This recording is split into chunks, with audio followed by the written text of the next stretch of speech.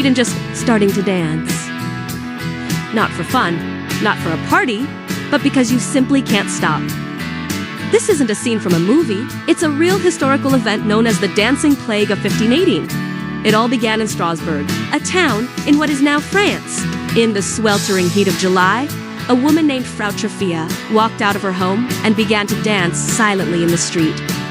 There was no music, no celebration. She just danced and danced and danced. For nearly a week, she didn't stop.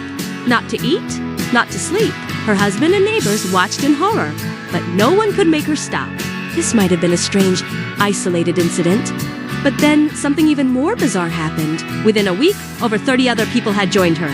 And by the end of the month, the number had swelled to around 400. The streets of Strasbourg were filled with people dancing uncontrollably.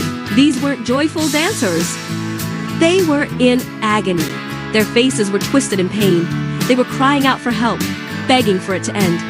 But their bodies kept moving, flailing and jerking in a grotesque, non-stop dance. The local authorities were completely baffled.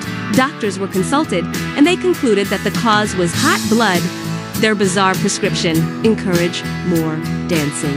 They believed the only cure was for the afflicted to dance the fever out of their systems. So, they cleared out a guild hall, built a wooden stage in the town square, and even hired professional musicians and dancers to keep the energy up. They thought if they just let the dancers get it all out, the plague would pass. This turned out to be a catastrophic mistake. The constant music and the dedicated dancing spaces only fueled the mania. Forced to keep moving, the dancers began to drop. Day after day, people collapsed and died from heart attacks, strokes, and sheer, unimaginable exhaustion. The dancing didn't stop until early September, leaving a trail of death and a mystery that endures to this day.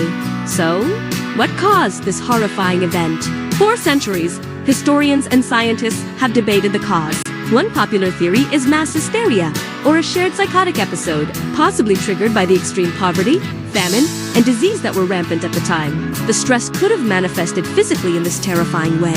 Another compelling theory points to ergot, a type of mold that can grow on damp rye, which was a staple food. Ergot fungus contains a chemical that is a precursor to LSD.